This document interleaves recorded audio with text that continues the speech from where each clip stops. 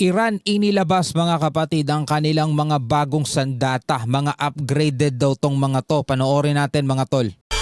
I'm just a young nigga chillin' on it. First time I seen ice was a Mula rito sa Times of India, Tehran erupts as Iran military unveils killer aircraft in front of massive crowds. Panoorin natin to mga tol. Ito daw yung mga bagong upgrade na kanilang mga kamikaze drone. Celebrations erupted in Tehran as the Islamic Revolutionary Guard Corps unveiled what it calls a game-changing attack drone for the A game-changer attack drones. first time in public. In a move likely to raise alarms in Washington and Israel, Iranian forces showcased the next generation Arash drones as crowds flooded the streets in support of the Islamic Republic. Daming tao, no? So ito, ipinakita nila ngayon yung panibagong version daw ng kanilang kamikaze drone. Ito yung mga one-way drone nila. No, ito yung pinapalipad nila. Mostly nitong nangyaring gera nitong nakaraang isang buwan, mga Toledo. Ang kadalasang pinapakawalan ng Iran etong mga drone nila kasi nga sabi mas mura daw ito eh. Kaya nga dito daw kumbaga parang tinatalo nila yung Israel at saka Amerika dahil yung mga drone na pinapakawalan nila nasa mga $30,000 lang, samantalang ang pumipigil dyan, ang humaharang dyan nasa milyon ng halaga.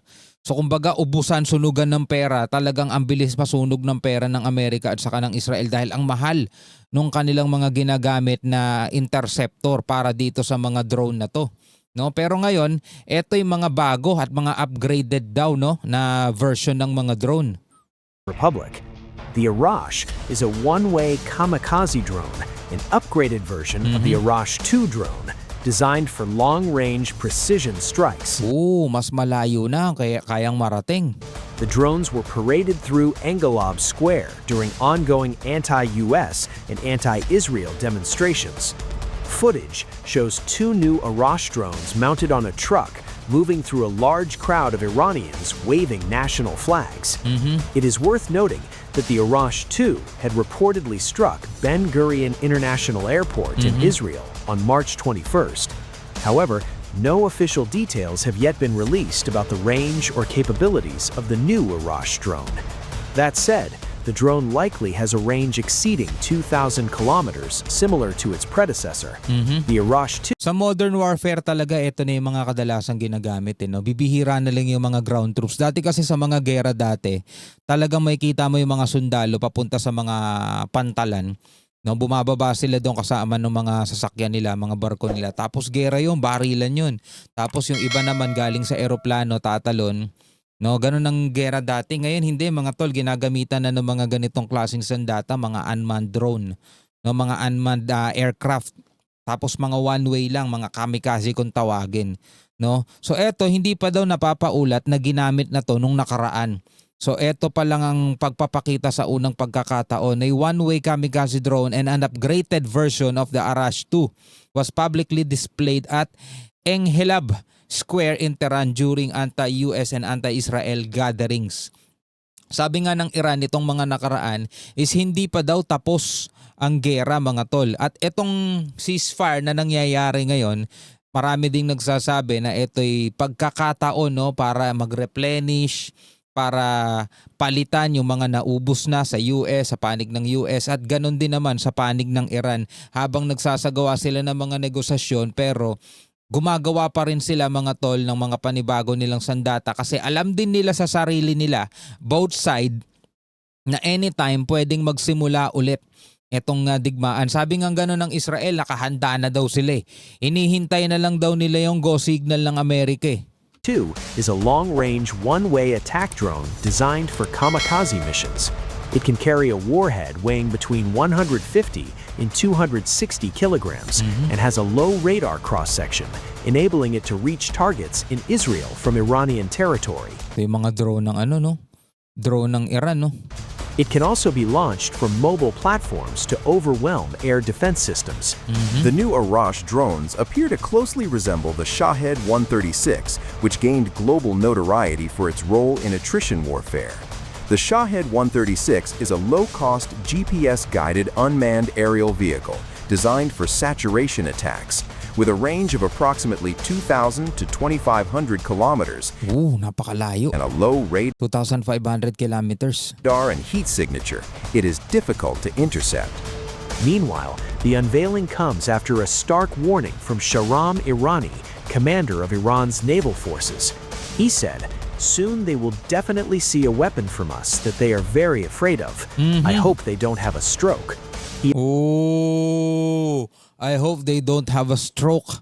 No, baka daw ma-shock, baka daw ma-stroke. Sabi niya someday, one day, makikita daw nila ang sandata mula sa Iran na hindi nila gustong makita. Sabing ganon. Balikan natin. Commander of Iran's naval forces.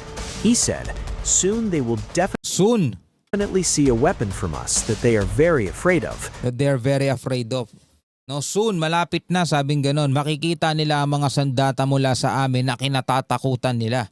At umaasa daw siya na walang stroke yung kanyang mga kalaban. I hope they don't have a stroke. He also mocked the US and Israel, saying their belief that they could achieve results through aggression against Iran in the shortest possible time has now become a joke in military academies. Okay mga tol, gusto ko lang linawin ha. Hindi natin gino-glorify o hindi natin pinupuri ang pinapakitang sandata ng Iran mga tol.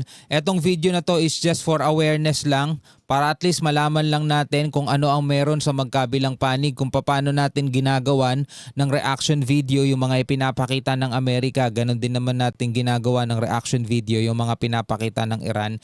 Wala po tayong pinapanigan sa kanila. Gusto ko lang linawin sa inyo. Ang purpose lang nitong ating reaction video is para makita natin kung ano yung mga balita sa buong mundo. Okay, wala tayong gino-glorify, hindi natin ginagawa yon, wala tayong pinupuri, wala tayong kinamamanghaan, okay? Gusto ko lang linawin sa inyo yan. Military academies. Iran's powerful Islamic Revolutionary Guard Corps warned that Tehran will deliver a strategic deterrence response if attacked again. So kung aatakihin daw sila ulit mga kapatid, ito yung gagawin ng IRGC. Actually meron na tayong napanood dati na video kung saan sinabi ng Iran na gagamitin nila yung mga panibagong gawa o yung mga bagong gawang missile nila na nakadate ng April to May. No, after daw nilang i-serial, no, yun daw yung gagamitin nila. Ibig sabihin, sabing ganon, sa kasagsagan ng gera, sa kasagsagan ng bakbakan nila o kahit ngayong nangyayari ceasefire, ngayong April, is nakakagawa sila ng mga panibago nilang missile. In a statement, the IRGC said Iran would escalate the severity of its retaliation against any new attacks by the United States or the Israeli regime. Mas palalalain daw nilang pagganti nila. It added that any response to a fresh US-Israeli strike would go beyond the enemy's expectations. Would go beyond the enemy expectations mga tol. No? Buti ngayon wala pang nangyayari mga pag-atake. Kasi nga ceasefire eh. Pero bagamat wala nangyayaring pag-atake ngayon, naglalaban na naman sila pagdating sa ekonomiya. Hanggang ngayon, di pa rin sila nakakabuo ng kasunduan eh. Ibig sabihin, marupok pa rin yung pinanghahawakan nating kapayapaan dyan. At any moment, pwede pa rin sumiklab mga tol. Pero eto na ngayon yung pinagpapauna ng Iran. Any fresh or new attacks from Israel daw o Amerika, mas palalalain daw nila ang pagganti nila nang hindi ine-expect o hindi inaasahan ng kanilang mga kalaban. Siguro hanggang dito lang muna tayo mga kapatid. Ano ang inyong masasabi tungkol dito sa ating napanood? Pwede kayo magbigay ng komentaryo sa ibaba. Hanggang sa muli mga tol.